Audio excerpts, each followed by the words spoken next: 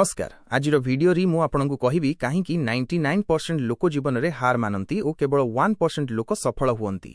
एहाकु आपण भलरे बुझी पारिबे एक गोटे छोट स्टोरी द्वारा। गोटिए छोट गाँ रे विकास बोली छोट पिला थिला। तांकर स्वप्न आईएएस ऑफिसर हेबा, किंतु लोके कहूथिले तो पई आईएएस एहा संभव नुहे। विकास प्रथम एग्जाम देला, फेल हला, द्वितीय थरे मध्य फेल। एठिकी 99% लोक ड्रीम छाड़ी दियंती, किंतु विकास 1% मध्यरे थिला। से कहिला फेल हेबार मतलब मु अयोग्य नुहे, बरं स्ट्राटेजी चेंज करिवाकू पड़िबो। सकाळ 4टारे उठुथिला, राति 11टा पर्यंत पढुथिला, फ्रेंड्स पार्टी करुथिले से बुक्स सहित। बाहर क्रिकेट मैच थिला, से नोट्स रिवाइज करुथिला। तृतीय थर फेल, चतुर्थ थर फेल, किंतु पंचम थर सिलेक्शन।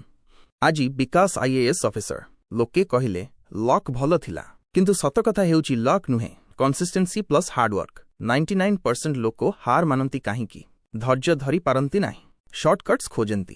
2/3 थर फेल हेले ड्रीम छाड़ती। 1% लोक जीतंती काहींकी, फेलियर्स को लेसन भाबरे एक्सेप्ट करंती, कंसिस्टेंट रहंती। एकमात्र थॉट मु हारिबिनी।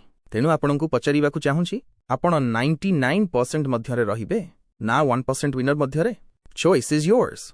जदि आपणଙ୍କୁ एही स्टोरी भलो लागि थाए तेबे यूट्यूब चैनल को लाइक, शेयर और सब्सक्राइब करबाकू भूलिबे नाही।